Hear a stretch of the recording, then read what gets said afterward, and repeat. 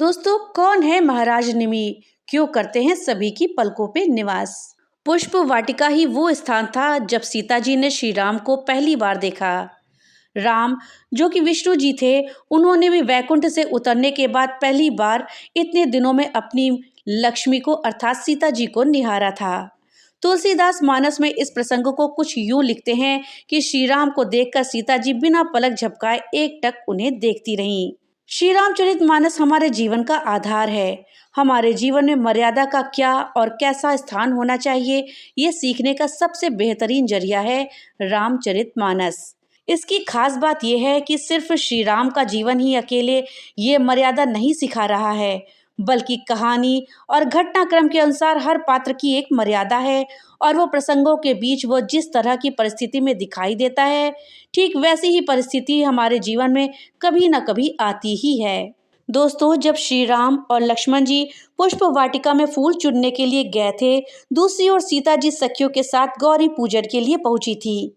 ठीक इसी समय सीता जी जब वृक्ष की ओट से श्री राम जी के दर्शन पहली बार करती हैं और उनकी आंखें आपस में टकराती हैं, तो संत तुलसीदास ने इस स्थिति का वर्णन भी बहुत ही मर्यादा के साथ किया है।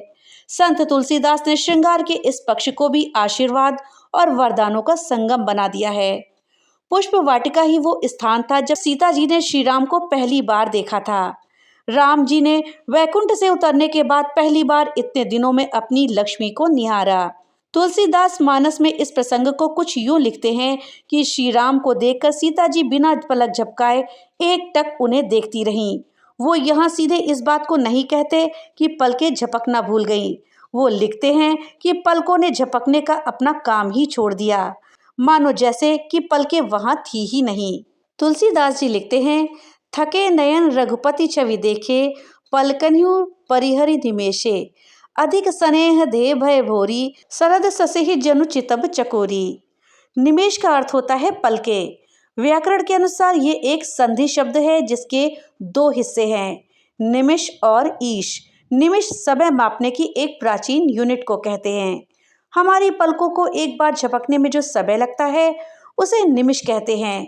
सीता जी के एक पूर्वज थे निमि, जो किसी समय मिथिला के राजा हुआ करते थे। गोस्वामी तुलसीदास ने उन्हें ही निमेष कहा है। निमेष यानी पलकों के देवता। जब तुलसीदास जी ऐसा लिखते हैं कि श्री राम जी को देखकर सीता जी की पलकें झपकना बंद हो गई, तो इसके लिए वो लिखते हैं कि पलकों ने अपना काम ही छोड़ दिया। उनके कहने का अर्थ है कि महाराज निमि, जिनका सभी पलकों में निवास है, वे इस दृश्य को देखकर अपनी मर्यादा जानकर वहां से हट गए। महाराज निमि का सभी की पलकों में वास है।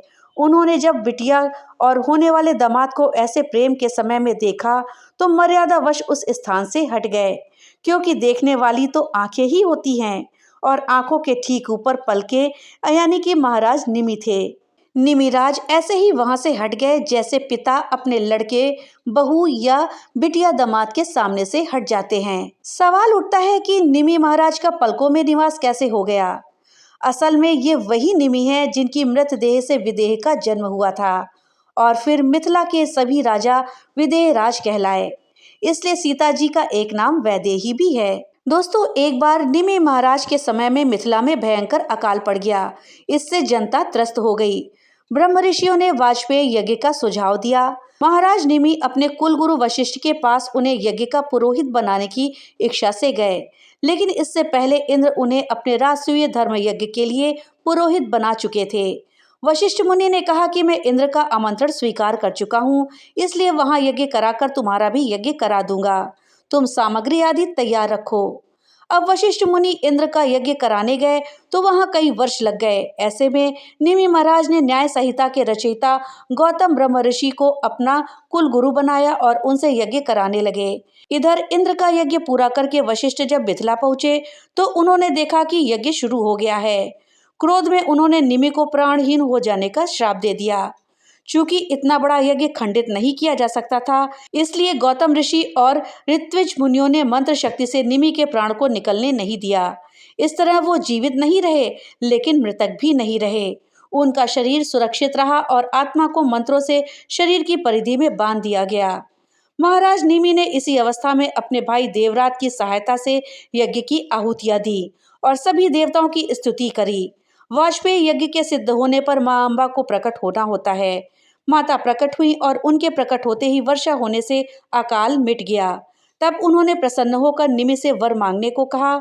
सबने सोचा निमि शरीर वापस मांगेंगे, लेकिन निमि ने कहा कि मैं इतने दिनों से ना तो जीवित हूँ और ना ही मृत, इसलिए शरीर का मोह अब मुझे नहीं रहा। आप मुझे बस इतना वर दीजिए कि मैं हमेशा अपनी प्रजा के दुखों को देख सकूं और उन्हें दूर करने का उपाय कर सकूं। देवी अम्बा ने उनकी इच्छा को पूरी करते हुए वरदान दिया कि आज से सभी की पलकों में आपका निवास होगा। आपकी ही शक्ति से मनुष्य पलकें झपका सकेगा। देवता इससे मुक्त रहेंगे और ऐसा नहीं कर पाएंगे। इसलिए देवताओं को अनिमेष कहा जाएगा। अनिमेष यानी कि जिनकी पलकें ना हो। इस तरह सभी की पलकों में महाराज निमि का वास हो गया। जब पुष्प वाटिका में भी सीता जी की पलकों पर वो रह रहे थे, लेकिन उन्होंने महालक्ष्मी के सामने महाविष्णु को ऐसे प्रेम के रूप में देखा तो प्रणाम करके कुछ समय के लिए ये स्थान ही छोड़ दिया। लिहाजा सीता जी की पलकें झुकना ही बंद हो गईं, जिससे कि श्री राम जी की छवि नेत्रों से उदय होते हुए हृदय में समा गई। जब ऐसा हो गया तो चतुर सीता जी ने तुरंत ही पलकें गिरा ली, यानी कि नेत्र कपाट बंद कर दिए। तो दोस्तों, ये थी जानकारी कि महाराज निमि सबकी पलकों पर क्यों और कैसे निवास करते हैं। जानकारी आपको कैसी लगी हमें कमेंट बॉक्स में लिख करके जरूर बताइएगा। वीडियो अगर अच्छी लगी हो तो वीडियो को लाइक और ज़्यादा से ज़्यादा शेयर करिएगा, जिससे कि ये जानकारी अधिकतर लोगों तक पहुंच पाए। और हाँ, अगर चैनल पे पहली बार आए हैं तो कृपया चैनल को सब्सक्राइब कर दें और बेल आइकन दबाना ना भूलें, जिससे कि मेरी वीडियो सबसे पहले आप तक पहुँच सके। तो मिलते हैं अगली नई वीडियो के साथ, तब तक के लिए राधे राधे।